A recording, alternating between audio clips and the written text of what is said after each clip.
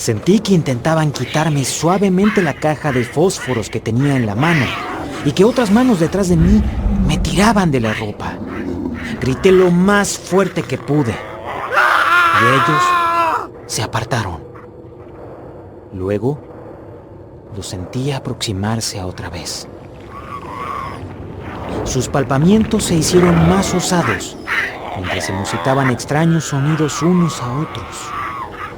Me estremecí con violencia y volví a gritar de un modo más bien discordante.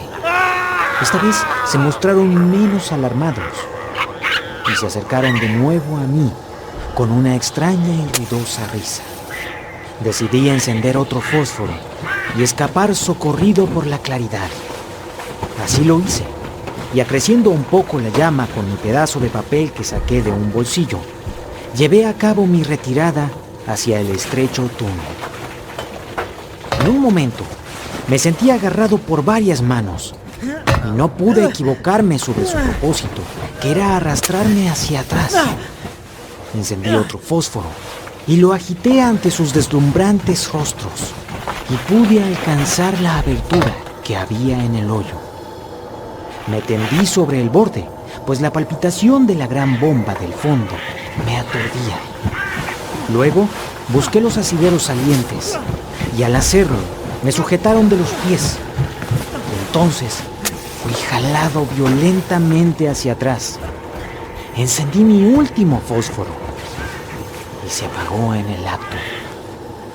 Pero ya había empuñado uno de los barrotes y dando fuertes puntapiés me desprendí de las manos de los Morlocks y ascendí rápidamente por el hoyo.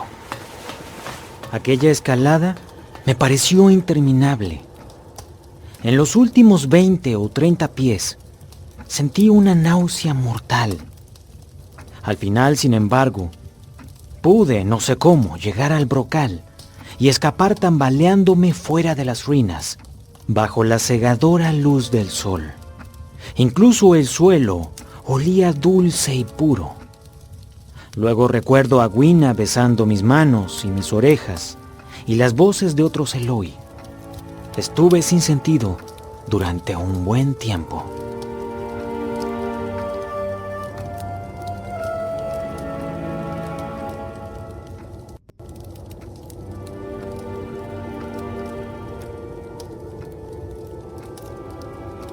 Ahora parecía encontrarme en una situación peor que la de antes. Hasta aquí, excepto durante mi noche angustiosa después de la pérdida de la máquina del tiempo, había tenido la confortadora esperanza de una última huida. Pero esa esperanza se desvanecía con los nuevos descubrimientos.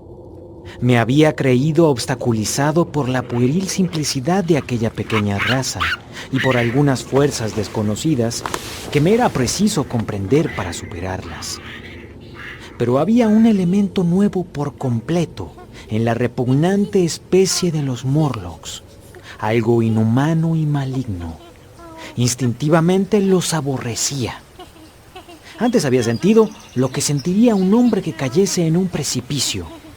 Ahora me sentía como una fiera en una trampa, cuyo enemigo iba a caer pronto sobre ella. El enemigo al que temía, tal vez les sorprenda a ustedes, era la oscuridad de la luna nueva. Me pregunté vagamente qué perversas infamias podían ser las que los Morlocks realizaban durante la luna nueva. Vagué durante la tarde a lo largo del valle del Támesis, pero no pude encontrar nada que se ofreciese a mi mente como inaccesible. Todos los edificios y todos los árboles parecían fácilmente practicables para unos trepadores tan hábiles como debían de ser los Morlocks, a juzgar por sus hoyos. Los altos pináculos del palacio de porcelana verde y el bruñido fulgor de sus muros resurgieron en mi memoria. Y al anochecer, llevando a Gwina como una niña sobre mi hombro, subí a la colina hacia el sudoeste. Gwina se mostró feliz cuando empecé a llevarla, pero luego de un rato quiso que la dejase en el suelo para correr a mi lado, precipitándose a veces para tomar flores que introducía en mis bolsillos. Estas habían extrañado siempre a Wina, pero al final pensó que debían ser una rara clase de búcaros para adornos florales.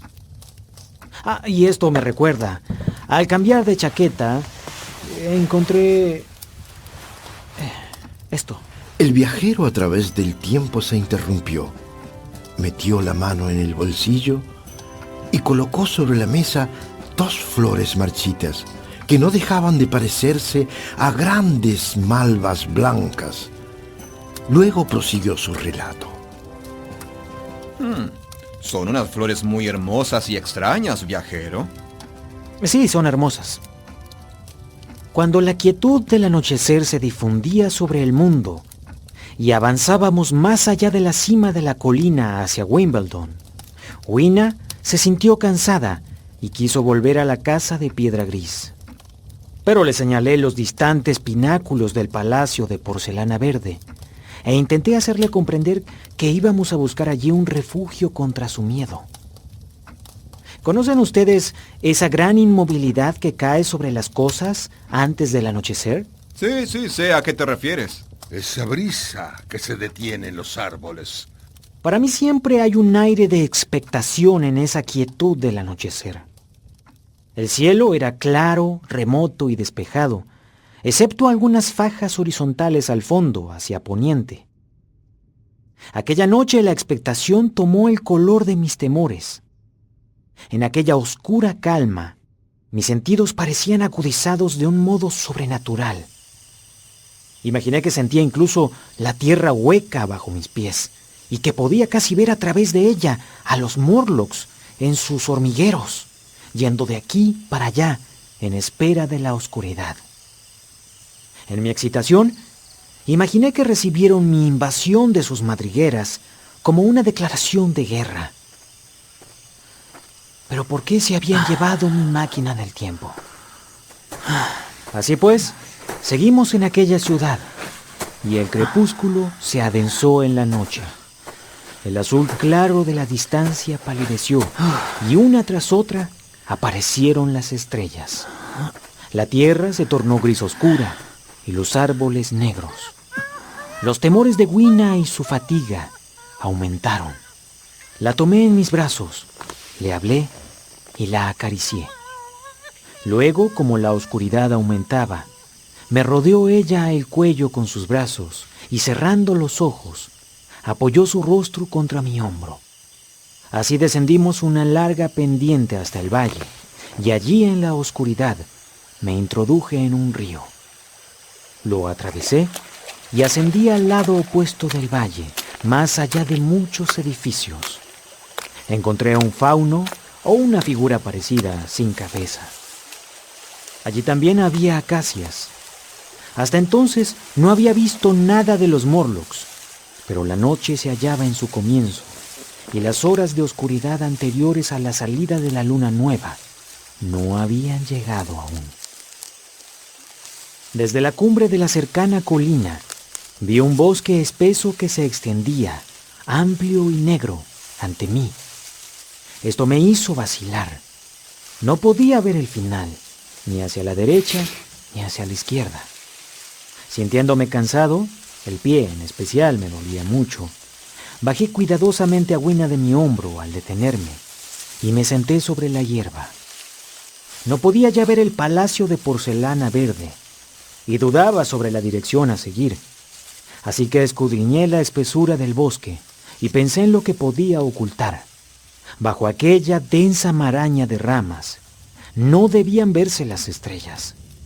Aunque no existiese allí ningún peligro emboscado, un peligro sobre el cual no quería yo dar rienda suelta a la imaginación, habría sin embargo raíces en que tropezar y troncos contra los cuales estrellarse.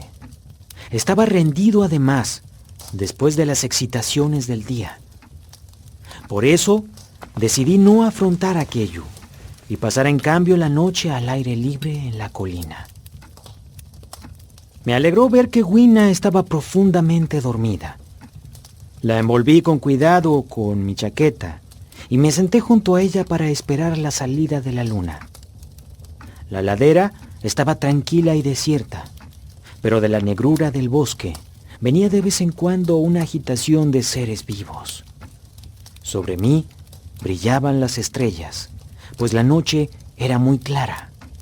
Experimentaba cierta sensación de amistoso bienestar con su centelleo. Sin embargo, todas las vetustas constelaciones habían desaparecido del cielo. Su lento movimiento, que es imperceptible durante centenares de vidas humanas, las había reordenado en grupos desconocidos desde hacía mucho tiempo. Contemplando aquellas estrellas, disminuyeron mis propias inquietudes y todas las seriedades de la vida terrenal. Pensé en su insondable distancia y en el curso lento e inevitable de sus movimientos, desde el desconocido pasado hacia el desconocido futuro. Pensé en el gran ciclo precesional que describe el eje de la Tierra. Solo 40 veces se había realizado aquella silenciosa revolución durante todos los años que había atravesado. Y durante aquellas escasas revoluciones, todas las actividades, todas las tradiciones, las complejas organizaciones, las naciones, lenguas, literaturas, aspiraciones, hasta el simple recuerdo del hombre, tal como yo lo conocía, habían sido barridas de la existencia. En lugar de ello, quedaban aquellas ágiles criaturas que habían olvidado a sus llevados antepasados, y también los seres blancos que me aterraban. Pensé entonces en el gran miedo que separaba a las dos especies, y por primera vez, con un estremecimiento repentino, comprendí claramente de dónde procedía la carne que había visto. Sin embargo, era horrible. Contemplé a la pequeña Wina, durmiendo junto a mí, su rostro blanco y radiante bajo las estrellas, e inmediatamente deseché aquel pensamiento. Durante aquella larga noche aparté de mi mente lo mejor que pude a los Morlocks, y me entretuve intentando imaginar que podía encontrar las huellas de las viejas constelaciones en la nueva confusión. El cielo seguía muy claro, sin mencionar algunas nubes brumosas. Me adormecía a ratos. Luego, al transcurrir mi velada, se difundió una débil claridad por el cielo, al este, como reflejo de un fuego incoloro, y salió la nueva luna, delgada, puntiaguda y blanca. E inmediatamente detrás, alcanzándola e inundándola, llegó el alba, pálida al principio, y luego rosada y ardiente. Ningún Morlock se había acercado a nosotros. No había visto ninguno en la colina aquella noche. Supongo que los amaneceres habrán sido un alivio para todos esos miedos. Sí, con la confianza que aportaba el día renovado, me pareció que mi miedo había sido irrazonable. Me levanté y vi que mi pie calzado con la bota sin tacón estaba hinchado por el tobillo y muy dolorido bajo el talón. De modo que me senté, me quité las botas y las arrojé lejos.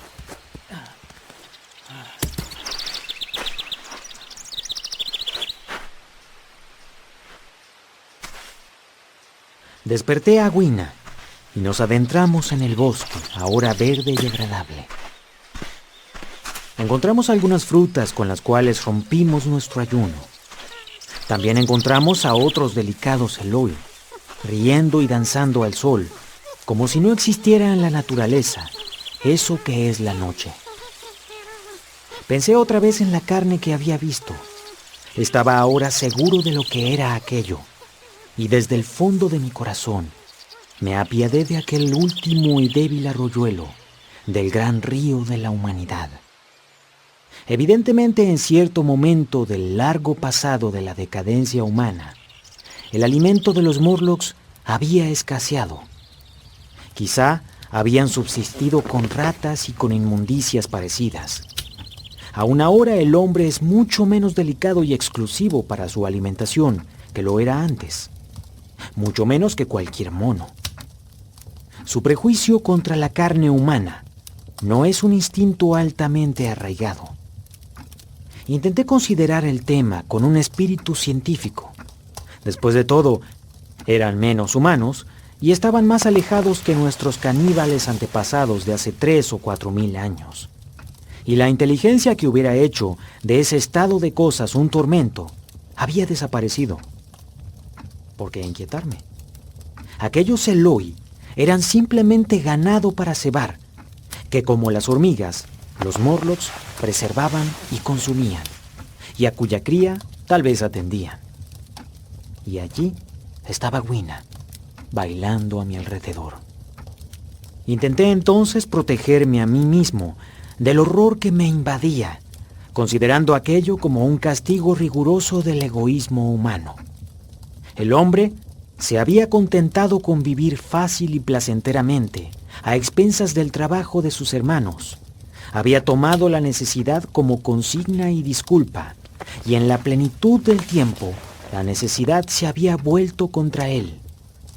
Por grande que hubiera sido su degeneración intelectual, los Eloi habían conservado en demasía la forma humana para no tener derecho a mi simpatía y hacerme compartir a la fuerza su degradación y su miedo. Tenía en aquel momento ideas muy vagas sobre el camino que seguir. La primera de ellas era asegurarme algún sitio para refugiarme y fabricar las armas de metal o de piedra que pudiera imaginar. Esta necesidad era inmediata. En segundo lugar, esperaba proporcionarme algún medio de hacer fuego, teniendo así el arma de una antorcha en la mano, porque yo sabía que nada sería más eficaz que eso contra aquellos Morlocks. Luego, tenía que idear algún artefacto para romper las puertas de bronce que había debajo de la Esfinge Blanca. Pensé en hacer una especie de ariete. Estaba persuadido de que si podía abrir aquellas puertas y tener delante una llama, descubriría la máquina del tiempo y escaparía.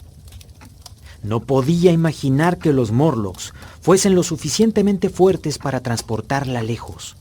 Estaba resuelto a llevar a Gwina conmigo a nuestra propia época. Y dando vueltas a estos planes en mi cabeza, proseguí mi camino hacia el edificio que mi fantasía había escogido para nuestra morada.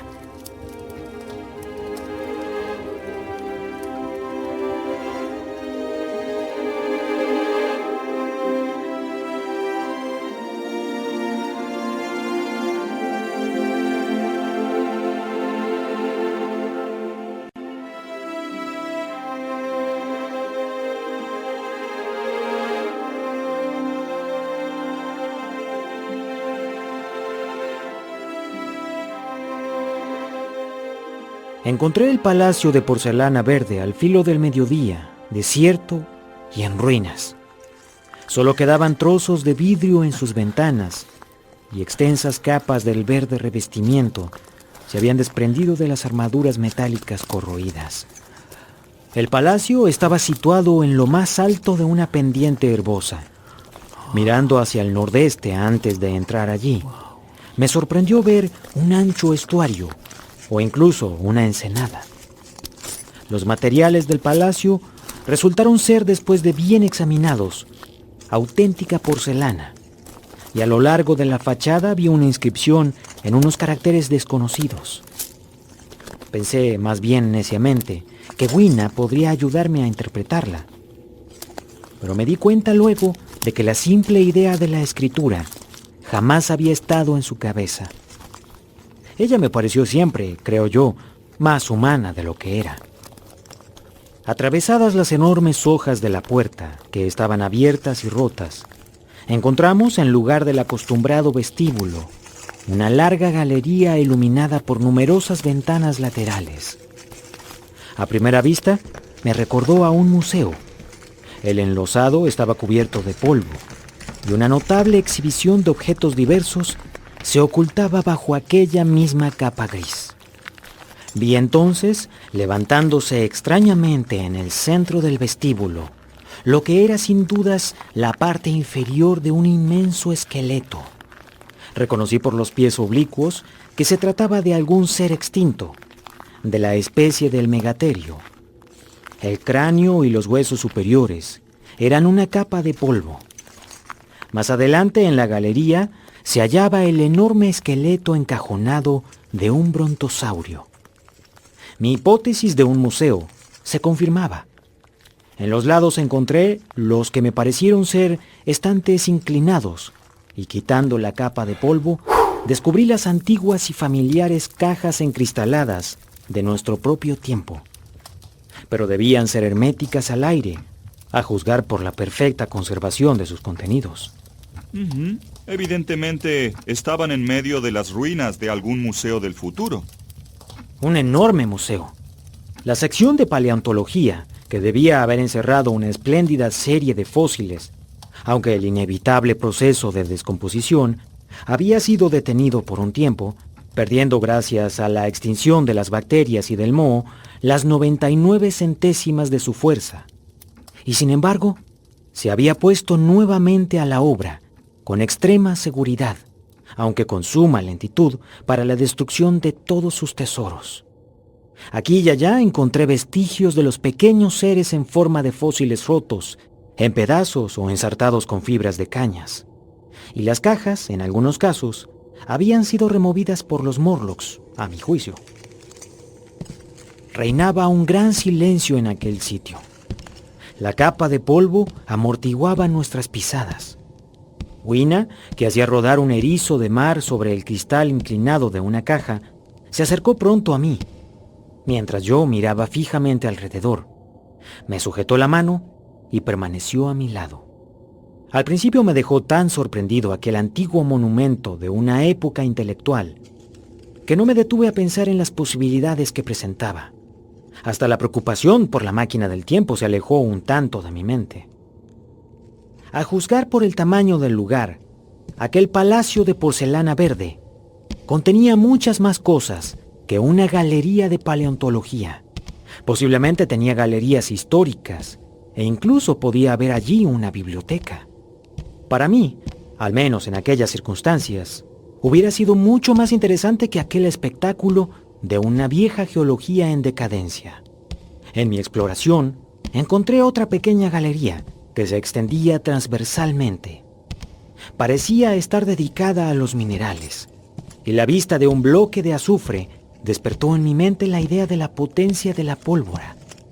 Pero no pude encontrar salitre, ni siquiera nitrato de ninguna clase.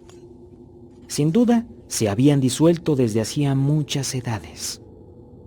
Sin embargo, el azufre persistió en mi pensamiento e hizo surgir una serie de asociaciones. En cuanto al resto del contenido de aquella galería, aunque era en conjunto lo mejor conservado de todo cuanto vi, me interesaba poco. No soy especialista en mineralogía. Me dirigí entonces hacia un ala muy ruinosa paralela al primer vestíbulo en que habíamos entrado. Evidentemente aquella sección estaba dedicada a la historia natural, pero todo resultaba allí imposible de reconocer. Unos cuantos vestigios encogidos y ennegrecidos de lo que habían sido en otro tiempo animales disecados, momias disecadas, en botes que habían contenido alcohol, un polvo marrón de plantas desaparecidas. Eso era todo. Lo deploré, porque me hubiese alegrado trazar los reajustes por medio de los cuales habían conseguido hacer la conquista de la naturaleza animada. Luego, llegamos a una galería de dimensiones colosales, pero muy mal iluminada, y cuyo suelo, en suave pendiente, hacía un ligero ángulo con la última galería. Globos blancos pendían a intervalos del techo, muchos de ellos rajados y rotos, indicando que aquel sitio había estado al principio iluminado artificialmente. Allí me encontraba más en mi elemento, pues de cada lado se levantaban las enormes masas de unas gigantescas máquinas, todas muy corroídas y muy rotas, pero algunas aún bastante completas. Como ustedes saben, siento cierta debilidad por la mecánica y estaba dispuesto a detenerme entre ellas, tanto más cuanto que la mayoría ofrecían el interés de un rompecabezas y yo no podía hacer más que vagas conjeturas respecto a su utilidad. Me imaginé que si podía resolver aquellos rompecabezas, me encontraría en posesión de fuerzas que podían servirme contra los Morlocks. De pronto, Wina se acercó a mí, tan repentinamente que me estremecí. Si no hubiera sido por ella, no creo que hubiese yo notado que el suelo de la galería era inclinado. El extremo al que había llegado se hallaba por completo encima del suelo y estaba iluminado por escasas ventanas parecidas a troneras. Al descender en su longitud, el suelo se elevaba contra aquellas ventanas, con solo una estrecha faja de luz en lo alto, delante de cada una de ellas, hasta ser al final una cavidad, como el sótano de una casa de Londres. Avancé lentamente, intentando averiguar el uso de las máquinas y prestándoles demasiada atención para advertir la disminución gradual de la luz del día. Vi entonces que la galería quedaba sumida al final en densas tinieblas. Vacilé y luego, al mirar a mi alrededor, vi que la capa de polvo era menos abundante y su superficie menos lisa. Más lejos, hacia la oscuridad, parecía marcada por varias pisadas, menudas y estrechas. Mi sensación de la inmediata presencia de los Morlocks se reanimó ante aquello. Comprendí que estaba perdiendo el tiempo en aquel examen académico de la maquinaria. Recordé que la tarde se hallaba ya muy avanzada y que yo no tenía aún ninguna arma, ni refugio, ni medios para hacer fuego. Y luego, viniendo del fondo, en la remota oscuridad de la galería, oí el peculiar pataleo y los mismos extraños ruidos que había percibido abajo en el hoyo. Tomé la mano de Wina. Luego, con una idea repentina, la solté y volví hacia una máquina de la cual sobresalía una palanca. La torcí hacia un lado con toda mi fuerza. De repente, Wina, abandonada en la nave central, empezó a gemir. Había yo calculado la resistencia de la palanca con bastante corrección, pues al minuto de esfuerzos se partió y me uní a Wina con una barra en la mano, más que suficiente, creía yo, para romper el cráneo de cualquier Morlock que pudiese encontrar. Estaba impaciente por matar a un Morlock o a varios. Les parecerá muy inhumano aquel deseo de matar a mis propios descendientes, pero era imposible, de un modo u otro, sentir ninguna piedad por aquellos seres. Tan solo mi aversión de abandonar a Wina y el convencimiento de que si comenzaba a apagar mi sed de matanza, mi máquina del tiempo sufriría, me contuvieron de bajar directamente a la galería e ir a matar a los Morlocks. Así pues, con la barra en una mano y llevando de la otra a Wina, salí de aquella galería y entré en otra más amplia aún, que a primera vista me recordó a una capilla militar con banderas desgarradas colgadas.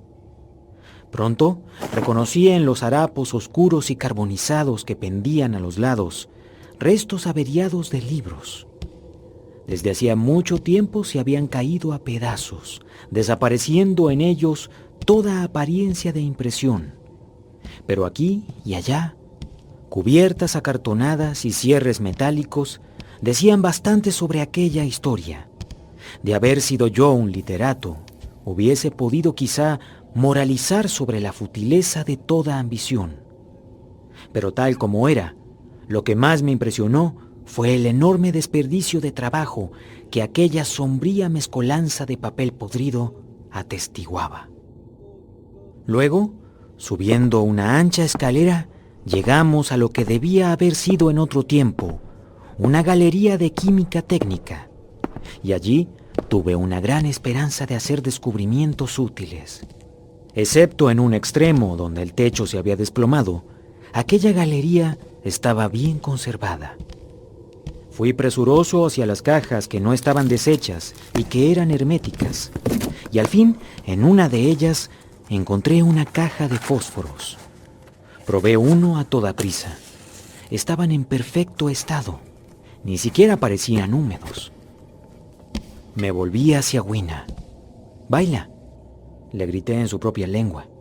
pues ahora poseía yo una verdadera arma contra los horribles seres a quienes temíamos. Y así, en aquel museo abandonado, sobre el espeso y suave tapiz de polvo, ante el inmenso deleite de Wina, ejecuté solemnemente una especie de danza compuesta, silbando canciones. Aún ahora pienso que el hecho de haber escapado a aquella caja de fósforos al desgaste del tiempo durante años memoriales resultaba muy extraño, y también era yo muy afortunado. Además, de un modo bastante singular, encontré una sustancia más inverosímil, que fue alcanfor. Lo hallé en un bote sellado, que por casualidad, supongo, había sido cerrado herméticamente. Creí al principio que sería cera de parafina, y en consecuencia rompí el cristal. Pero el olor del alcanfor era evidente. En la descomposición universal, aquella sustancia volátil había sobrevivido casualmente, quizás a través de muchos miles de centurias. Esto me recordó a una pintura en sepia que había visto ejecutar una vez con la tinta de una belemnita fósil hacía millones de años. Estaba por arrojarlo, pero recordé que el alcanfor era inflamable y que ardía con una buena y brillante llama. En efecto, fue una excelente bujía. Y entonces lo coloqué en mi bolsillo. No encontré, sin embargo, explosivos, ni medio alguno para derribar las puertas de bronce. Todavía mi palanca de hierro era lo más útil que poseía por casualidad. A pesar de lo cual, salí de aquella galería altamente exaltado. No puedo contarles toda la historia de aquella larga tarde. Exigiría un gran esfuerzo de memoria recordar mis exploraciones en todo su adecuado orden. Recuerdo una larga galería con panoplias de armas enmohecidas y cómo vacilé entre mi palanca y un hacha o una espada. No podía, sin embargo, llevarme las dos, y mi barra de hierro prometía un mejor resultado contra las puertas de bronce. Había allí innumerables fusiles, revólveres y rifles. La mayoría eran masas de óxido, pero muchas estaban hechas de algún nuevo metal y se hallaban aún en bastante buen estado. Todo lo que pudo haber sido en otro tiempo casquillos estaba convertido en polvo. Vi que una de las esquinas de aquella galería estaba carbonizada y derruida. Quizá, me imagino, por la explosión de alguna de las muestras. En otro sitio había una amplia exposición de ídolos, polinésicos, mexicanos, griegos, fenicios, creo que de todos los países de la tierra. Y allí, cediendo a un impulso irresistible, escribí mi nombre sobre la nariz de un monstruo procedente de Sudamérica, que impresionó en especial mi imaginación. A medida que caía la tarde, mi interés disminuía. Recorrí galería tras galería, polvorientas, silenciosas y con frecuencia ruinosas. Los objetos allí expuestos eran a veces meros montones de óxido. En un lugar me encontré de repente cerca del modelo de una mina de estaño, y entonces, por el más simple azar, descubrí dentro de una caja hermética 2 cartuchos de dinamita. Lancé un ¡eureka! Y rompí aquella caja con alegría. Entonces surgió en mí una duda. Vacilé. Luego, escogiendo una pequeña galería lateral, hice la prueba. No he experimentado jamás desengaño igual al que sentí esperando 5, 10, 15 minutos a que se produjese una explosión. Naturalmente aquello era simulado, como debía haberlo puesto por su sola presencia allí. Creo en realidad que de no haber sido así, me hubiese precipitado inmediatamente y hecho saltar la esfinge, las puertas de bronce y mis probabilidades de encontrar la máquina del tiempo, acabando con todo. Creo que fue después de aquello cuando llegué a un pequeño patio abierto del palacio. Estaba tapizado de césped y habían crecido 3 árboles frutales en su centro. De modo que descansamos y nos refrescamos allí. Hacia el ocaso comencé a pensar en nuestra situación. La noche se arrastraba a nuestro alrededor y aún tenía que encontrar nuestro inaccesible escondite. pero aquello me inquietaba ahora muy poco. Tenía en mi poder algo que era quizás la mejor de todas las defensas contra los Morlocks. Tenía fósforos. Llevaba también el alcanfor en el bolsillo, por si era necesaria una llamarada. Me parecía que lo mejor que podíamos hacer era pasar la noche al aire libre, protegidos por el fuego. Por la mañana recuperaría la máquina del tiempo. Para ello, hasta entonces, tenía yo solamente mi barra de hierro. Pero ahora mis sentimientos respecto a aquellas puertas de bronce eran muy diferentes. Hasta aquel momento me había abstenido de forzarlas, en gran parte a causa del misterio del otro lado. Jamás me habían dado la impresión de ser muy resistentes, y esperaba que mi barra de hierro no fuera del todo inadecuada para aquella obra.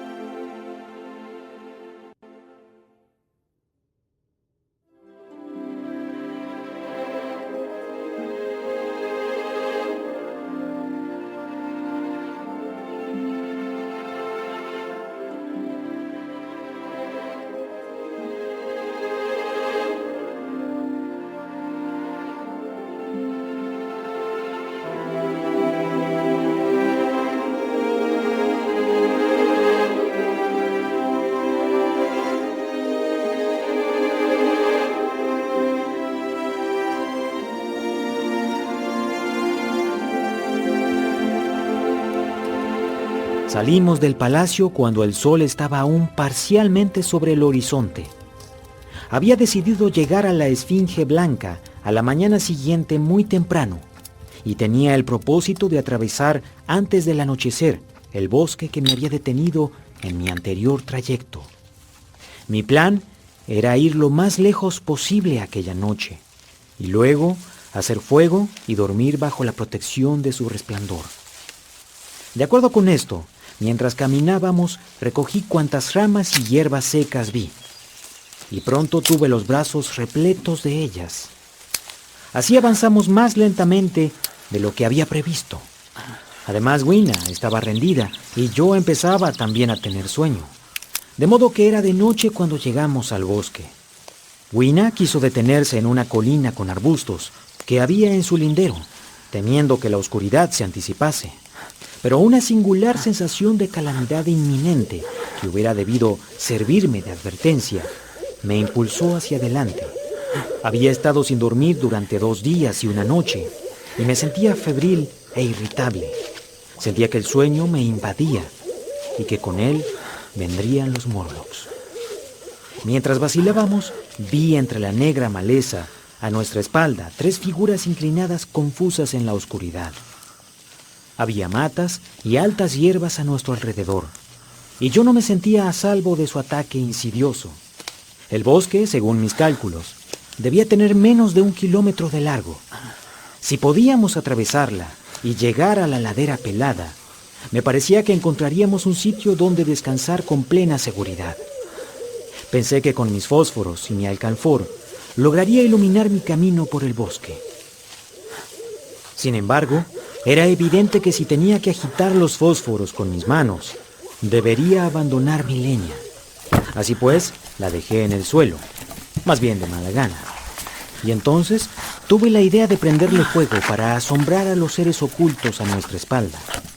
Pronto iba a descubrir la atroz locura de aquel acto, pero entonces se presentó a mi mente como un recurso ingenioso para cubrir nuestra retirada. No sé si han pensado alguna vez lo extraño que es la llama en ausencia del hombre y en un clima templado. El calor del sol es rara vez lo bastante fuerte para producir llama, aunque esté concentrado por gotas de rocío, como ocurre a veces en las comarcas más tropicales.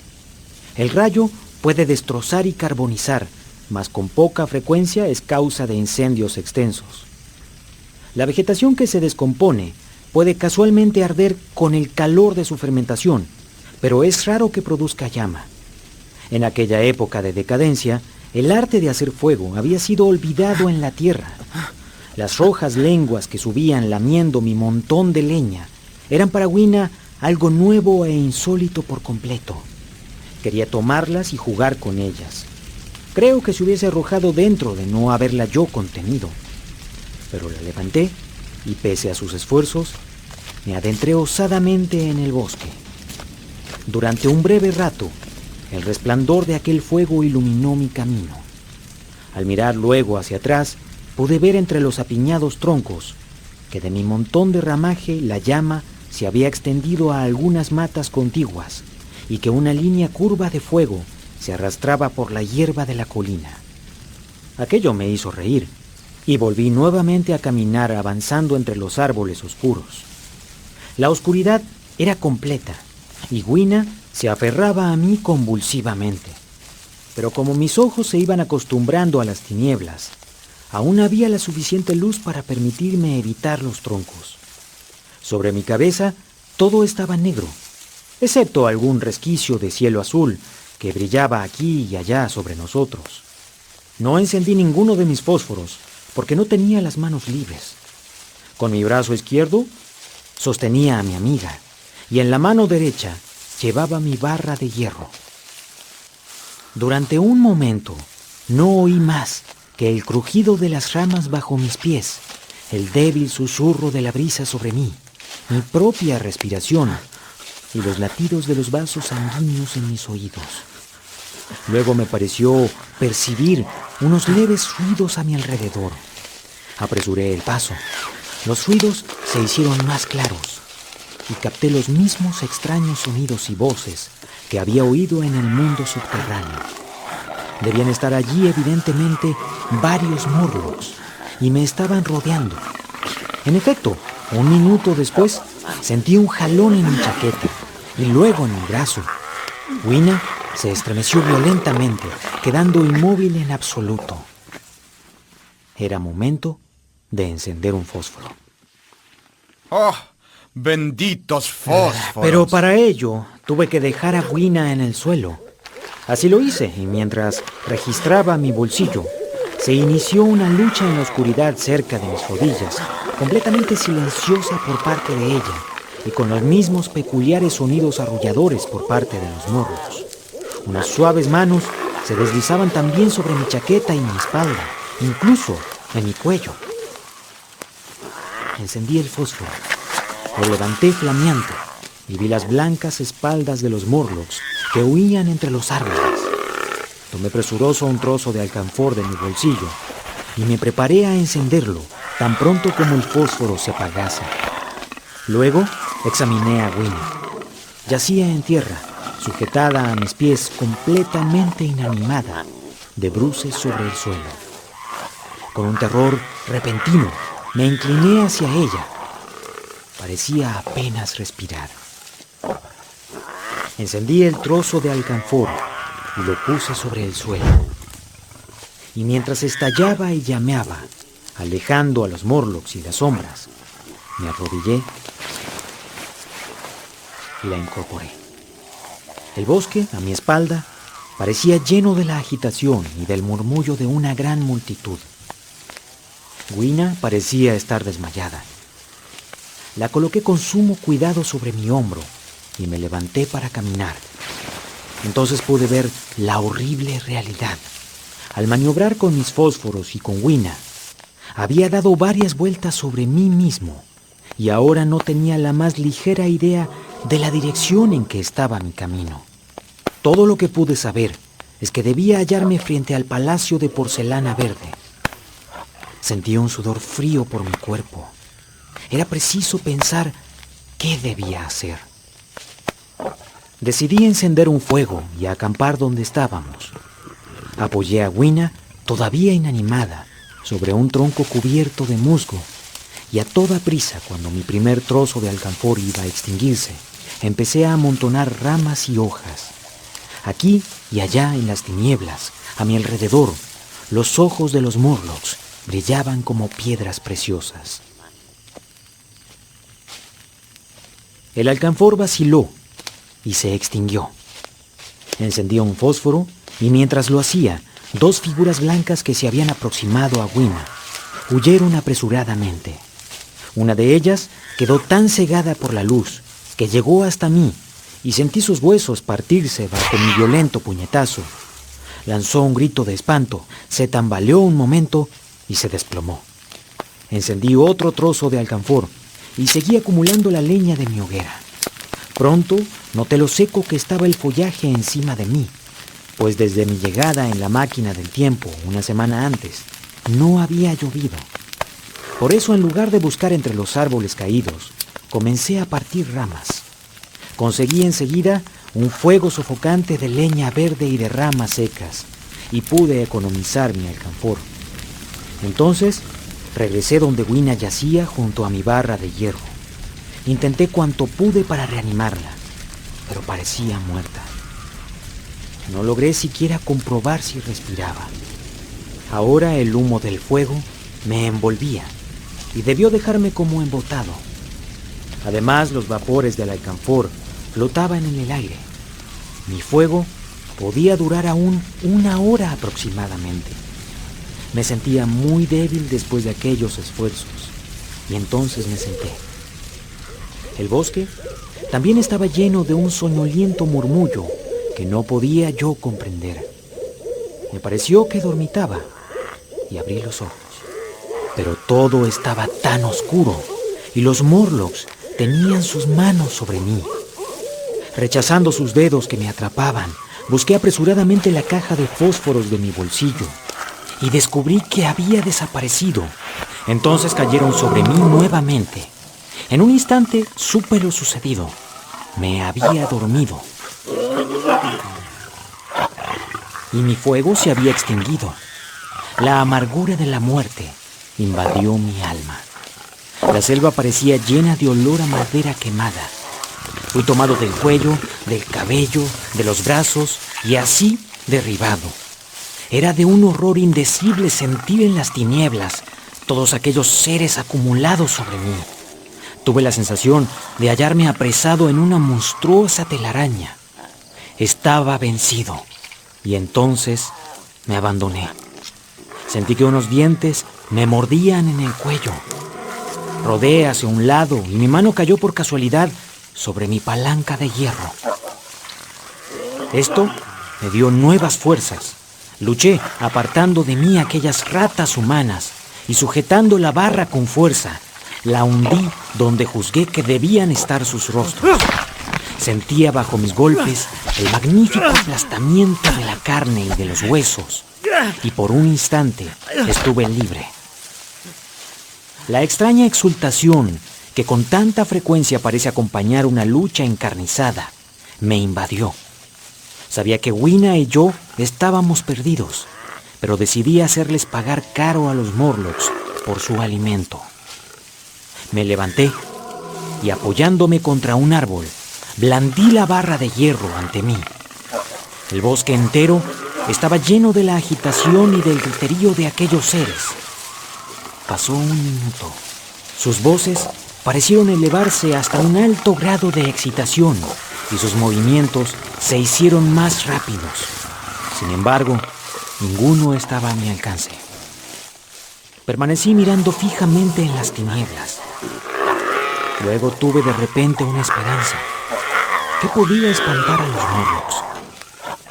Y después de esta pregunta, sucedió algo extraño. Las tinieblas parecieron tornarse luminosas. Muy confusamente, comencé a ver a los Morlocks a mi alrededor. 3 de ellos derribados a mis pies. Reconocí con una sorpresa incrédula que los otros huían en una oleada incesante, al parecer, por detrás de mí y que desaparecían en el bosque. Sus espaldas no eran ya blancas, sino rojizas. Mientras permanecía boquiabierto, vi una chispa roja revolotear y disiparse a través de las ramas. Y por ello comprendí el olor a madera quemada, el murmullo monótono que se había convertido ahora en un estruendo, el resplandor rojizo y la huida de los Morlocks. Separándome del tronco de mi árbol y mirando hacia atrás, vi entre las negras columnas de los árboles más cercanos las llamas del bosque incendiado. Era mi primer fuego que me seguía. Por eso busqué a Gwina, pero había desaparecido. Detrás de mí los silbidos y las crepitaciones, el ruido estallante de cada árbol que se prendía, me dejaban poco tiempo para reflexionar. Con mi barra de hierro, seguí la trayectoria de los Morlocks. Fue una carrera precipitada. En una ocasión, las llamas avanzaron tan rápidamente a mi derecha mientras corría, que fui adelantado y tuve que desviarme hacia la izquierda. Pero al final, salía un pequeño claro, y en el mismo momento, un Morlock vino equivocado hacia mí, me sobrepasó y se precipitó directamente al fuego. Ahora iba a contemplar lo más fantasmagórico y horripilante, creo, de todo lo que había visto en aquella edad futura. Todo el espacio descubierto estaba tan iluminado como si fuese de día por el reflejo del incendio. En el centro había un montículo o un túmulo, coronado por un espino abrasado. Detrás, otra parte del bosque incendiado, con lenguas amarillas que se retorcían, cercando por completo el espacio con una barrera de fuego. Sobre la ladera de la colina estaban 30 o 40 Morlocks, cegados por la luz y el calor, corriendo desatinadamente de un lado para otro, chocando entre ellos en su trastorno.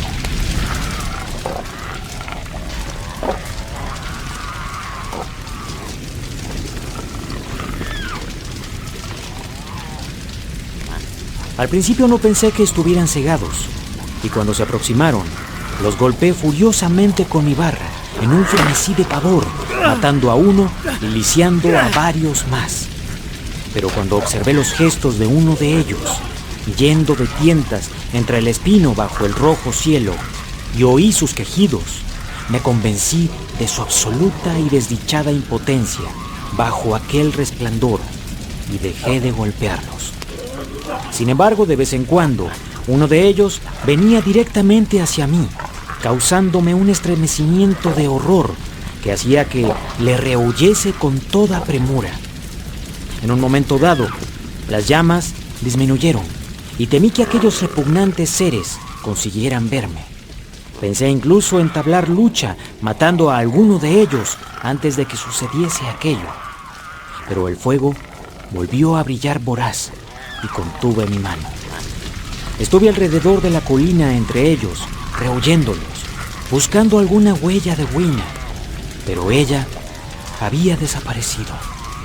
Al final, me senté en la cima del montículo y contemplé aquel increíble tropel de seres ciegos arrastrándose y lanzando pavorosos gritos mientras el resplandor del incendio los envolvía.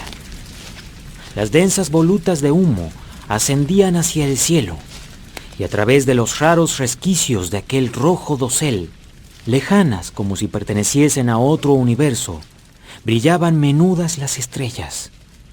2 o 3 Morlocks tropezaron conmigo, pero los rechacé a puñetazos, temblando al hacerlo.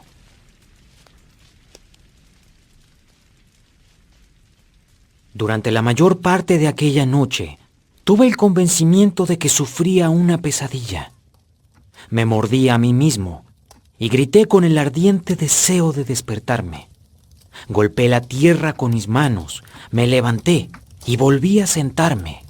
Vagué de un lado a otro y nuevamente me recosté. Luego llegué a frotarme los ojos y a pedir a Dios que me despertase. Durante 3 veces vi a unos Morlocks lanzarse dentro de las llamas en una especie de agonía. Pero al final, por encima de las apaciguadas llamas del incendio, por encima de las flotantes masas de humo negro, el blancor y la negrura de los troncos y el número decreciente de aquellos seres indistintos, se difundió la blanca luz del día. ¿Y qué ocurrió con Gwina? Busqué nuevamente sus huellas, pero no encontré ninguna. Era evidente que ellos habían abandonado su pobre cuerpo en el bosque.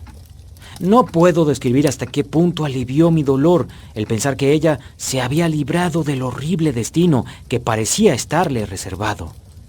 Sentí impulsos de comenzar la matanza de las imponentes abominaciones que estaban a mi alrededor, pero me contuve. Aquel montículo, como ya he dicho, era una especie de isla en el bosque. Desde su cumbre podía ahora descubrir a través de una niebla de humo el palacio de porcelana verde y desde allí orientarme hacia la Esfinge Blanca.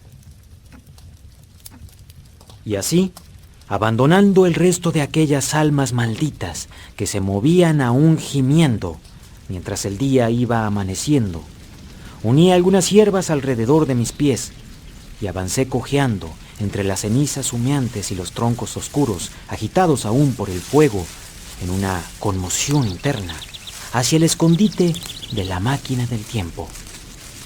Caminaba despacio, pues estaba casi agotado y asimismo lesionado, y me sentía profundamente desdichado con la horrible muerte de la pequeña Gwina.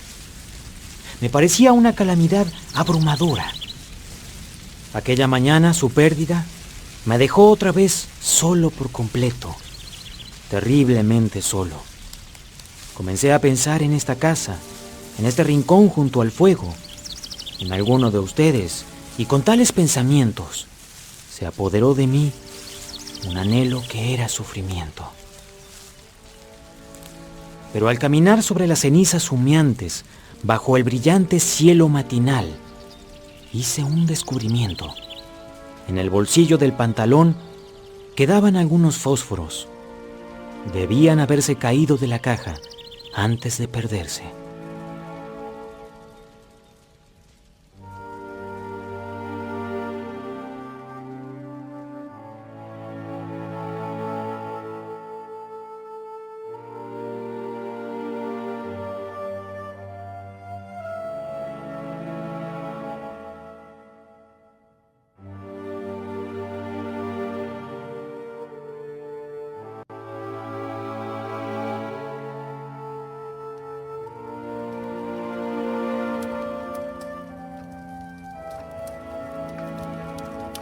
Alrededor de las 8 o las 9 de la mañana, llegué al mismo asiento de metal amarillo desde el cual había contemplado el mundo la noche de mi llegada.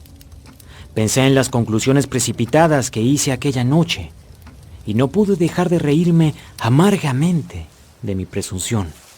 Había allí aún el mismo bello paisaje, el mismo abundante follaje, los mismos espléndidos palacios y magníficas ruinas, el mismo río plateado corriendo entre sus fértiles orillas. Los alegres vestidos de aquellos delicados seres se movían entre los árboles. Algunos se bañaban en el sitio preciso en que yo había salvado a Gwina. Y esto me asestó de repente una aguda puñalada de dolor. Como manchas sobre el paisaje, se elevaban las cúpulas por encima de los caminos hacia el mundo subterráneo. Sabía ahora lo que ocultaba toda la belleza del mundo superior.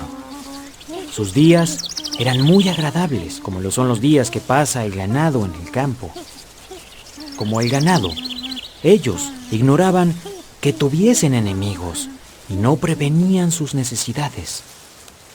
Y su fin era el mismo.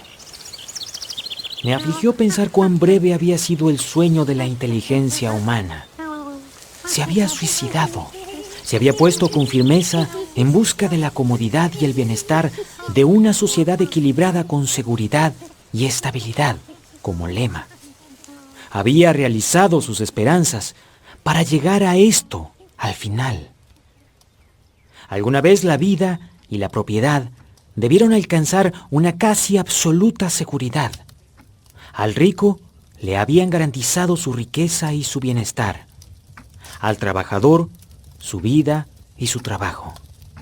Sin duda, en aquel mundo perfecto, no había existido ningún problema de desempleo, ninguna cuestión social dejada sin resolver. Y esto había sido seguido de una gran calma. Una ley natural que olvidamos es que la versatilidad intelectual es la compensación por el cambio, el peligro y la inquietud. Un animal en perfecta armonía con su medio ambiente es un perfecto mecanismo. La naturaleza jamás hace un llamamiento a la inteligencia mientras el hábito y el instinto no sean inútiles.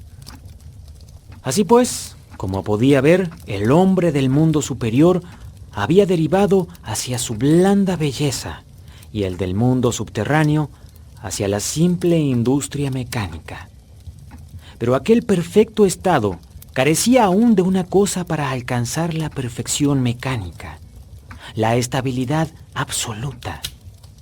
Evidentemente, a medida que transcurría el tiempo, la subsistencia del mundo subterráneo, como quiera que se efectuase, se había alterado.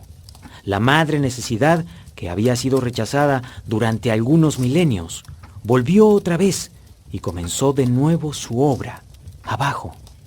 El mundo subterráneo, al estar en contacto con una maquinaria que, aun siendo perfecta, necesitaba sin embargo un poco de pensamiento, además del hábito, había probablemente conservado por fuerza bastante más iniciativa, pero menos carácter humano que el superior. Y cuando les faltó una especie de carne, acudieron a lo que una antigua costumbre les había prohibido hasta entonces. De esta manera, vi en mi última mirada el mundo del año 802.701.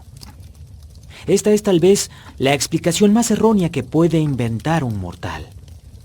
Esta es, sin embargo, la forma que tomó para mí todo, y así se las ofrezco. Después de las fatigas, las excitaciones y los terrores de los pasados días, y pese a mi dolor, aquel asiento, la tranquila vista y el calor del sol eran muy agradables. Estaba muy cansado y soñoliento, y pronto mis especulaciones se convirtieron en sopor. Comprendiéndolo así, acepté mi propia sugerencia y, tendiéndome sobre el césped, gocé de un sueño vivificador. Me desperté un poco antes de ponerse el sol. Me sentía ahora a salvo de ser sorprendido por los Morlocks, y desesperándome, bajé por la colina hacia la Esfinge Blanca. Llevaba mi palanca en una mano, y la otra jugaba con los fósforos en mi bolsillo. Y ahora viene lo más inesperado. Al acercarme al pedestal de la Esfinge, encontré las hojas de bronce abiertas. Habían resbalado sobre unas ranuras. Ante esto, me detuve en seco, vacilando en entrar. Dentro había un pequeño aposento, y en un rincón elevado estaba la máquina del tiempo. Tenía las pequeñas palancas en mi bolsillo. Después de todos mis estudiados preparativos para el asedio de la Esfinge Blanca, me encontraba con una humilde rendición. Arrojé mi barra de hierro, sintiendo no haberla usado. Me vino a la mente un repentino pensamiento cuando me inclinaba hacia la entrada. Por una vez al menos, capté las operaciones mentales de los Morlocks. Conteniendo un enorme deseo de reír, pasé bajo el marco de bronce y avancé hacia la máquina del tiempo. Me sorprendió observar que había sido cuidadosamente engrasada y limpiada. Después, sospeché que los Morlocks la habían desmontado, intentando a su insegura manera averiguar para qué servía. Ahora, mientras la examinaba, encontrando un placer en el simple contacto con el aparato, sucedió lo que yo esperaba. Los paneles de bronce resbalaron y cerraron el marco con un ruido metálico. Me hallé en la oscuridad, atrapado en la trampa. Eso pensaban los Morlocks. Yo me reí entre dientes gozosamente. Oía ya su risueño murmullo mientras avanzaban hacia mí. Con toda tranquilidad, intenté encender un fósforo. No tenía más que jalar de las palancas y partiría como un fantasma. Pero había olvidado algo insignificante. Los fósforos eran de esa clase abominable que solo se encienden rascándolos sobre la caja. Pueden ustedes imaginar cómo desapareció toda mi calma. Los pequeños brutos estaban muy cerca de mí. Uno de ellos me tocó. Con la ayuda de las palancas, barrí de un golpe la oscuridad y empecé a subir al asiento de la máquina. Entonces, una mano se posó sobre mí y luego otra. Tenía por tanto simplemente que luchar contra sus dedos persistentes para defender mis palancas y al mismo tiempo encontrar a tientas los pernos sobre los cuales se encajaban. Casi consiguieron apartar una de mí, pero cuando sentí que se me escurría de la mano, no tuve más remedio que chocar mi cabeza en la oscuridad y pude oír retumbar el cráneo del morlo, para así poder recuperarla. Creo que aquel último esfuerzo representaba algo más inmediato que la lucha en la selva. Pero al fin, la palanca quedó encajada en el movimiento de la puesta en marcha. Las manos que me hacían se desprendieron de mí. Las tinieblas se disiparon luego ante mis ojos y me encontré en la misma luz grisácea y entre el mismo tumulto que ya he descrito.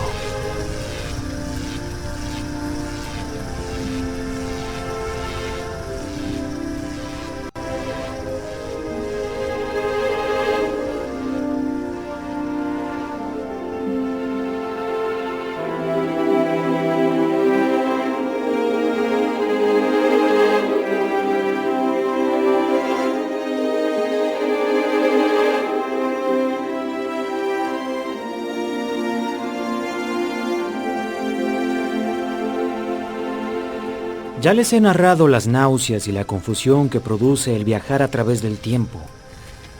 Y ahora no estaba yo bien sentado en el asiento, sino puesto de lado y de un modo inestable. Durante un tiempo indefinido, me sujeté a la máquina que oscilaba y vibraba sin preocuparme en absoluto cómo iba. Y cuando quise mirar los cuadrantes nuevamente, quedé asombrado de ver a dónde había llegado. Uno de los cuadrantes señala los días, otro los millares de días, otro los millones de días y otro los miles de millones. Ahora, en lugar de poner las palancas en marcha hacia atrás, las había puesto en posición de marcha hacia adelante. Y cuando consulté aquellos indicadores, vi que la aguja de los millares iba tan deprisa como la del segundero de un reloj giraba hacia el futuro. Entretanto, un cambio peculiar se efectuaba en el aspecto de las cosas. La palpitación grisácea se tornó oscura. Entonces, aunque estaba yo viajando todavía a una velocidad prodigiosa, la sucesión parpadeante del día y de la noche, que indicaba por lo general una marcha aminorada, volvió cada vez más acusada. Esto me desconcertó mucho al principio.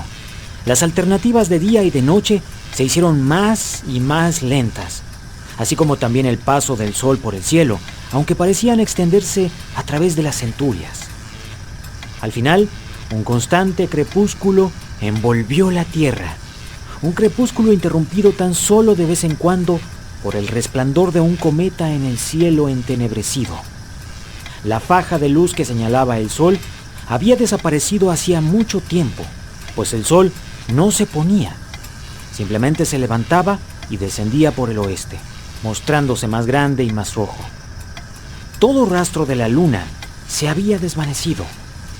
Las revoluciones de las estrellas, cada vez más lentas, fueron sustituidas por puntos de luz que ascendían despacio.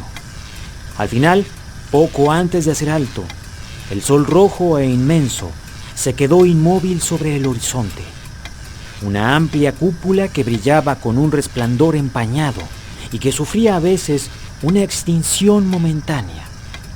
En cuanto se reanimó un poco, brilló con un fulgor nuevamente, pero recobró enseguida su rojo y sombrío resplandor.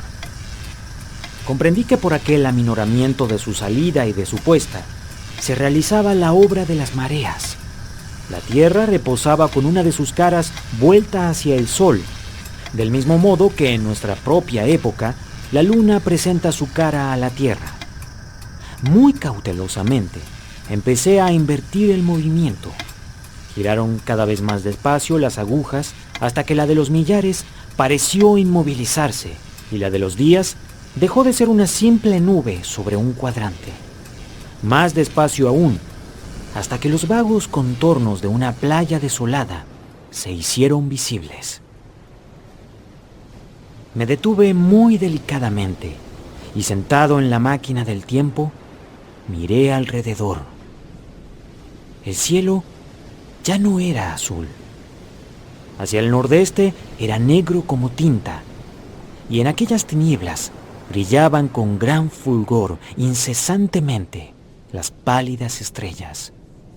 Sobre mí era de un almagre intenso y sin estrellas, y al sudeste se hacía brillante, llegando a una escarlata resplandeciente, hasta donde, cortado por el horizonte, estaba el enorme disco del sol, rojo e inmóvil. Las rocas a mi alrededor eran de un áspero color rojizo, y el único vestigio de vida que pude ver al principio fue la vegetación verde que cubría cada punto saliente sobre su cara del sudeste. Era ese mismo verde opulento que se ve en el musgo de la selva o en el líquen de las cuevas. Plantas que, como estas, crecen en un perpetuo crepúsculo. La máquina se había detenido sobre una playa en pendiente. El mar se extendía hacia el sudeste, levantándose claro y brillante sobre el cielo pálido. No había allí ni rompientes ni olas, pues no soplaba ni siquiera una ráfaga de viento. Solo una ligera y oleosa ondulación mostraba que el mar eterno aún se agitaba y vivía. Y a lo largo de la orilla, donde el agua rompía a veces, había una gruesa capa de sal rosada bajo el cielo espeluznante. Sentía una opresión en mi cabeza y observé que tenía la respiración muy agitada. Aquella sensación me recordó mi único ensayo de montañismo, y por ello juzgué que el aire debía estar más enrarecido que ahora.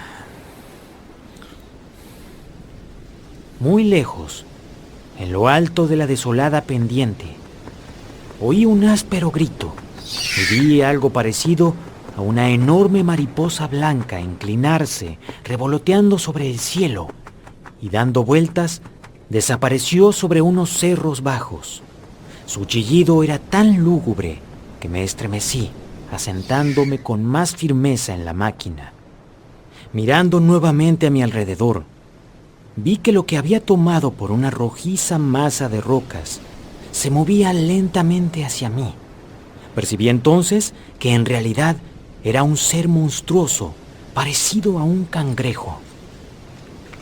¿Pueden ustedes imaginar un cangrejo tan grande, moviendo lentamente sus numerosas patas, bamboleándose, cimbreando sus enormes pinzas, sus largas antenas como látigos de carretero, ondulantes tentáculos, con sus ojos acechándoles centellantes a cada lado de su frente metálica?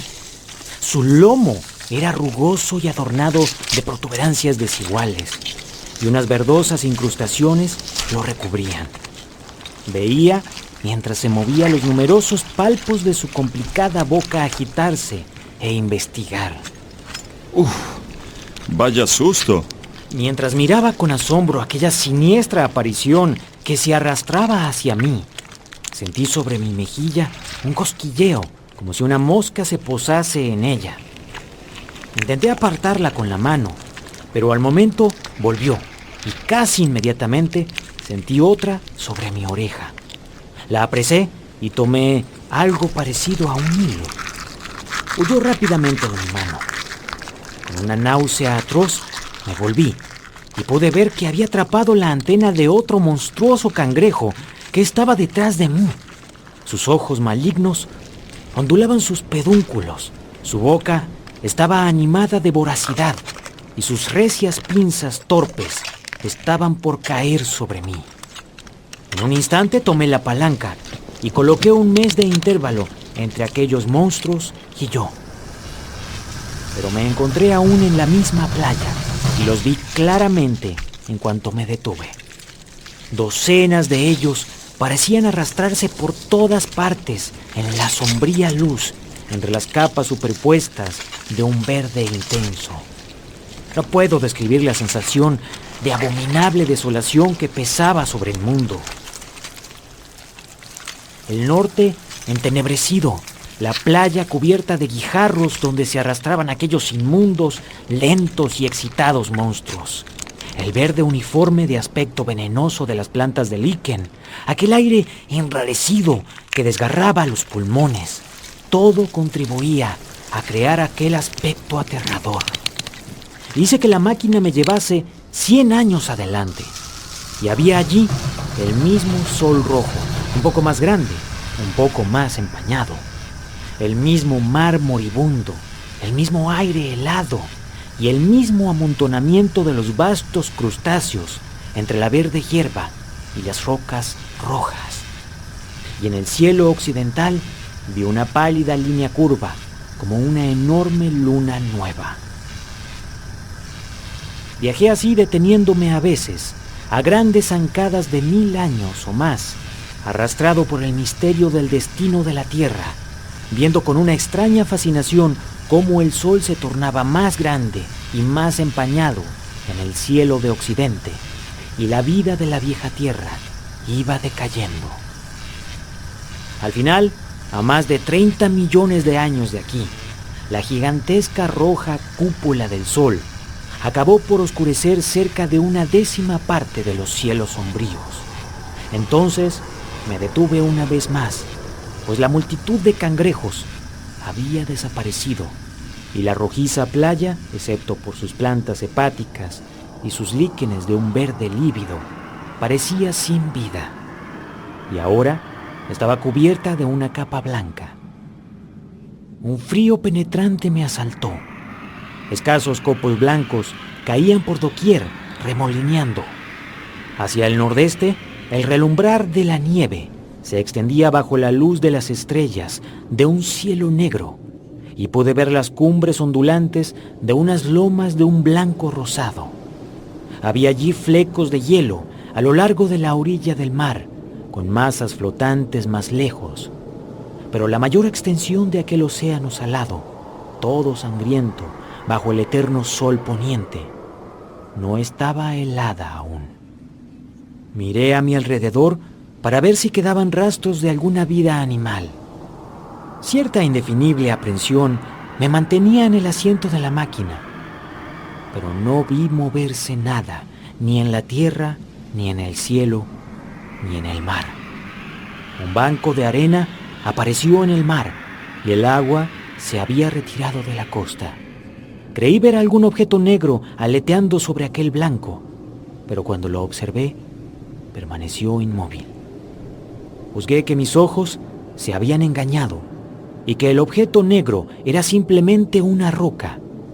Las estrellas en el cielo brillaban con intensidad y me pareció que centellaban muy levemente. De repente noté que el contorno occidental del sol había cambiado, que una concavidad, una bahía, aparecía en la curva. Vi que se ensanchaba. Durante 1 minuto, quizá, contemplé horrorizado aquellas tinieblas que invadían lentamente el día, y entonces comprendí que comenzaba un eclipse. La luna o el planeta Mercurio pasaban ante el disco solar. Naturalmente, al principio, me pareció que era la luna, pero me inclino grandemente a creer que lo que vi, en realidad, era el tránsito de un planeta interior que pasaba muy próximo a la Tierra. La oscuridad aumentaba rápidamente. Un viento frío comenzó a soplar en ráfagas refrescantes del este, y la caída de los copos blancos en el aire creció en número. De la orilla del mar vinieron una agitación y un murmullo. Fuera de estos ruidos inanimados, el mundo estaba silencioso. ¿Silencioso? Sería difícil describir aquella calma.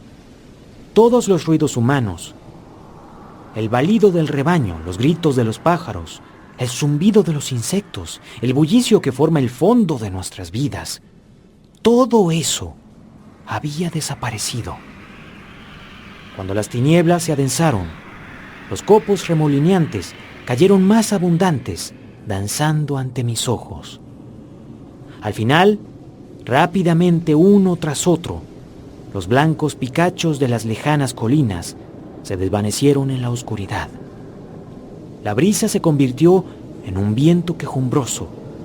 Vi la negra sombra central del eclipse difundirse hacia mí. En otro momento, solo las pálidas estrellas fueron visibles. Todo lo demás estaba sumido en las tinieblas. El cielo era completamente negro. Me invadió el horror de aquellas grandes tinieblas. El frío que penetraba hasta los tuétanos y el dolor que sentía al respirar me vencieron. Me estremecí y una náusea mortal se apoderó de mí. Entonces, como un arco candente en el cielo, apareció el borde del sol. Bajé de la máquina para reanimarme. Me sentía aturdido e incapaz de afrontar el viaje de regreso. Mientras permanecía así, angustiado y confuso, vi nuevamente aquella cosa movible. No había ahora equivocación posible de que eso se movía. La vi resaltar contra el agua roja del mar.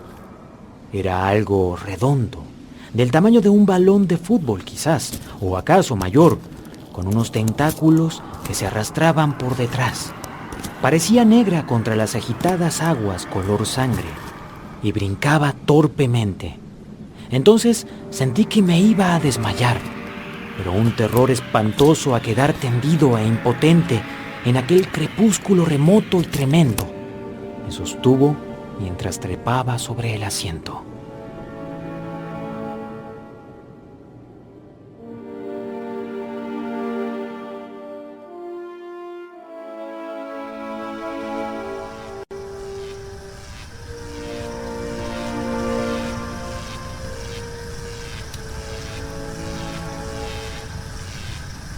Y fue allí cuando acabó tu viaje. O su cuento dirá. Créase o no, así he regresado.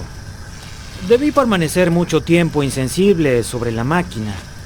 La sucesión intermitente de los días y las noches se reanudó. El sol salió dorado nuevamente. El cielo volvió a ser azul. Respiré con mayor facilidad. Los contornos fluctuantes de la tierra fluyeron. Las agujas giraron hacia atrás sobre los cuadrantes.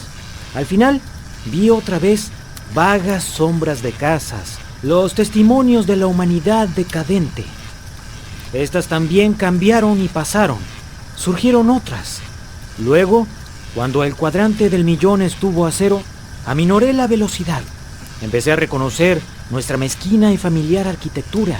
La aguja de los millares volvió rápidamente a su punto de partida. La noche y el día alternaban cada vez más despacio. Luego, los viejos muros del laboratorio me rodearon. Muy suavemente, fue deteniendo el mecanismo. Observé algo insignificante que me pareció extraño.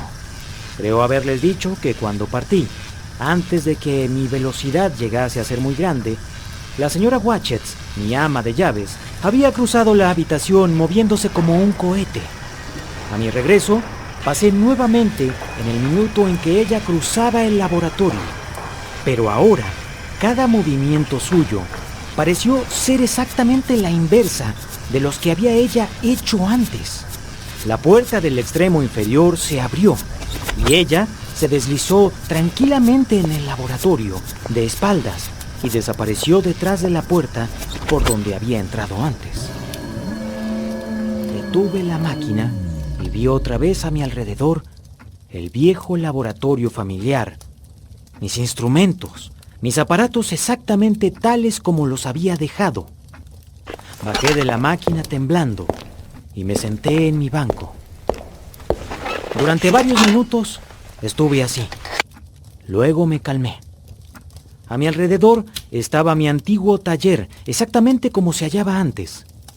Debía haberme dormido allí, y todo esto había sido un sueño. Y sin embargo, no era así. La máquina había partido al rincón sudeste del laboratorio, y ahora estaba de nuevo al noroeste, contra la pared, donde la han visto ustedes.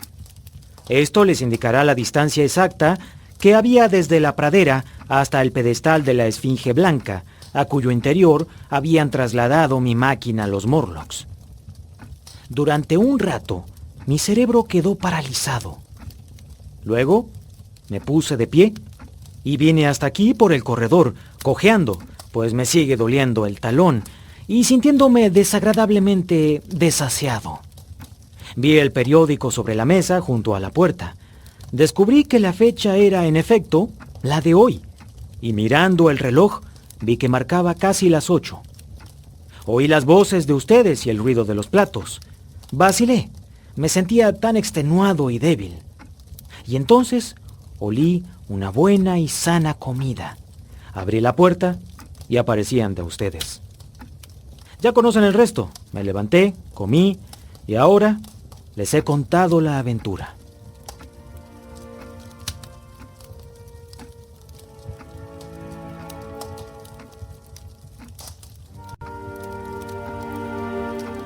Sé que todo esto les parecerá completamente increíble. Para mí lo único increíble es estar aquí esta noche, en esta vieja y familiar habitación, viendo sus rostros y contándole estas extrañas aventuras. No puedo esperar que usted me crea, doctor. Tome mi relato como una farsa o como una profecía. Diga que he soñado en mi taller. Piense que he meditado sobre los destinos de nuestra raza hasta haber tramado esta ficción.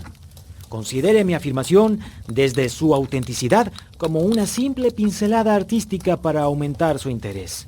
Y tomando así el relato, dígame, ¿qué piensa de él? Ay, es una lástima que no sea usted escritor de cuentos. ¿No lo cree? Pues yo... Me lo imaginaba. ¿Dónde están los fósforos? Si he de decirles la verdad, apenas yo mismo lo creo. Y sin embargo... Esta flor, el ginesio es raro. Oh, por Dios, son las 12:45. ¿Cómo voy a regresar a mi casa? Tranquilícese.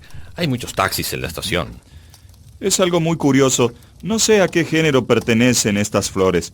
¿Puedo llevármelas? De ningún modo. ¿Dónde las ha encontrado en realidad? Las colocó en mi bolsillo Wina cuando viajé a través del tiempo. Desdichado de mí si todo esto no se borra. Esta habitación, ustedes y esta atmósfera de la vida diaria son demasiado para mi memoria.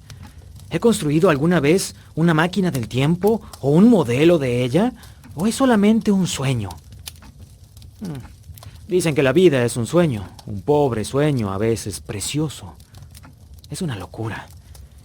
¿Y de dónde ha venido este sueño? Tengo que ir a ver esa máquina. Si es que la hay. Tomó presurosamente la lámpara, franqueó la puerta y la llevó con su luz roja a lo largo del corredor. Lo seguimos.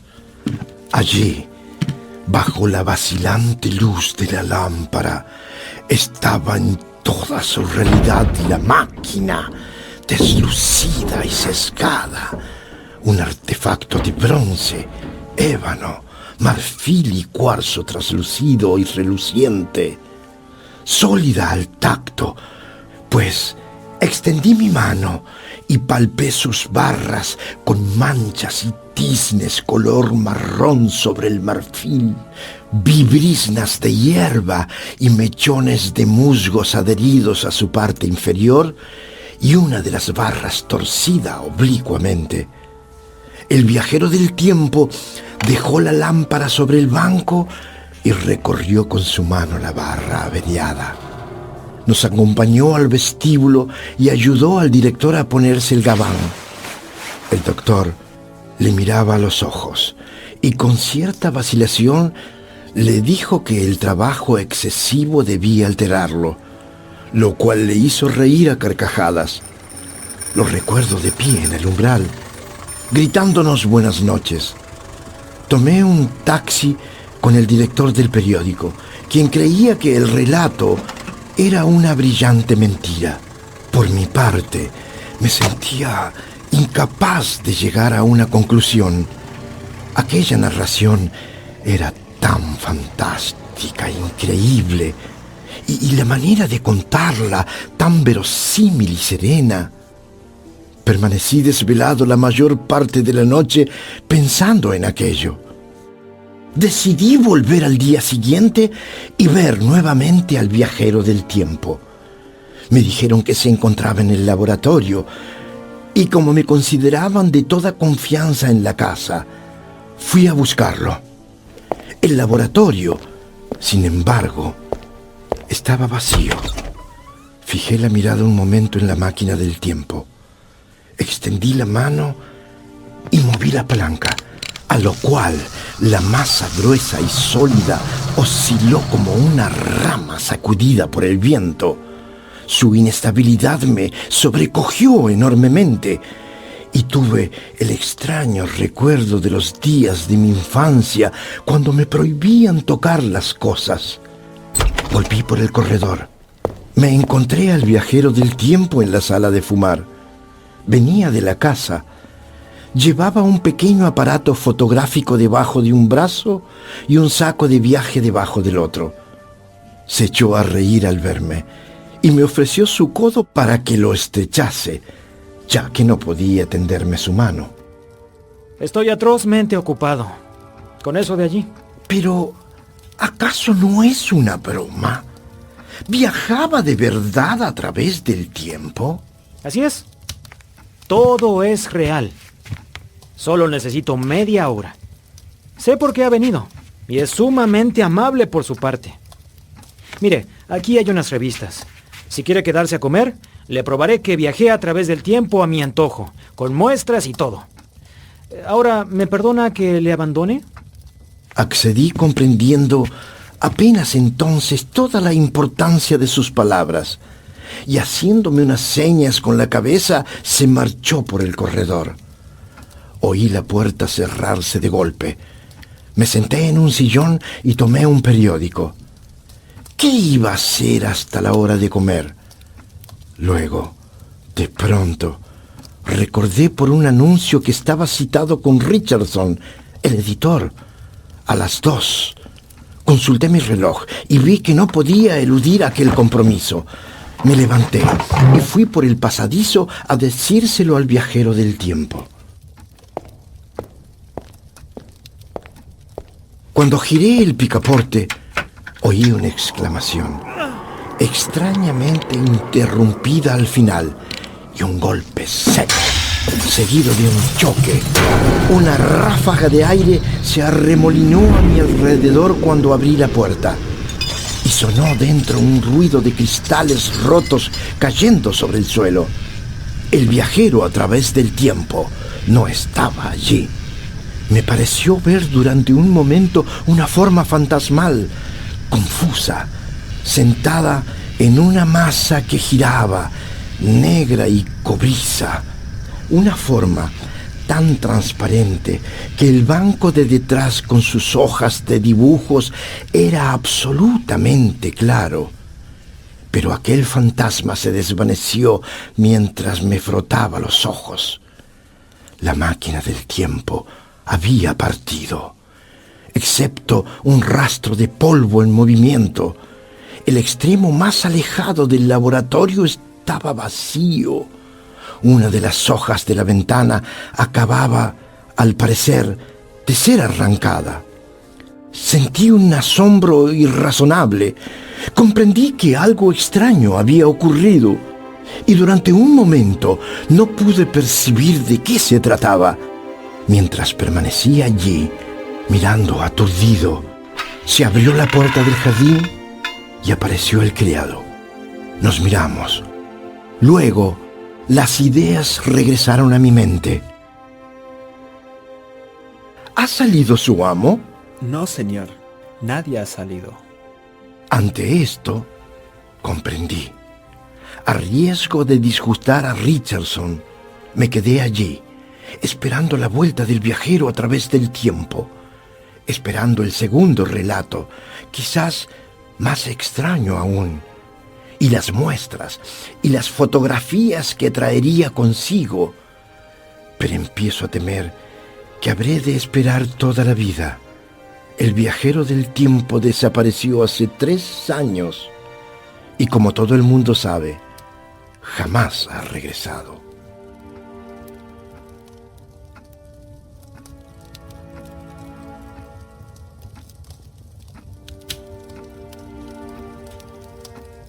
No puede uno escoger, sino hacerse preguntas. ¿Volverá alguna vez? Puede que se haya deslizado en el pasado y caído ante los salvajes bebedores de sangre de la edad de piedra sin pulimentar, en los abismos del mar Cretáceo, o entre los grotescos dinosaurios, los inmensos animales reptadores de la época jurásica, o marchó hacia el futuro, hacia las edades próximas, en las cuales los hombres son hombres todavía, pero en las que los enigmas de nuestro tiempo están aclarados y sus problemas fastidiosos resueltos, hacia la virilidad de la raza, pues yo, por mi parte, no puedo creer que esos días recientes de tímida experimentación de teorías incompletas y de discordias mutuas sean realmente la época culminante del hombre. Digo, por mi propia parte, él, lo sé, porque la cuestión había sido discutida entre nosotros mucho antes de ser construida la máquina del tiempo. Él no pensaba alegremente acerca del progreso de la humanidad y veía tan solo en el creciente acopio de civilización una necia acumulación que debía inevitablemente venirse abajo al final y destrozar a sus artífices. Si esto es así, no nos queda sino vivir como si no lo fuera. Pero, para mí, el porvenir aparece aún oscuro y vacío. Es una gran ignorancia, iluminada en algunos sitios casuales por el recuerdo de su relato. Y tengo, para consuelo mío, 2 extrañas flores blancas, encogidas ahora, ennegrecidas, aplastadas y frágiles, para atestiguar que aun cuando la inteligencia y la fuerza habían desaparecido, la gratitud y una mutua ternura aún se alojaban en el corazón del hombre.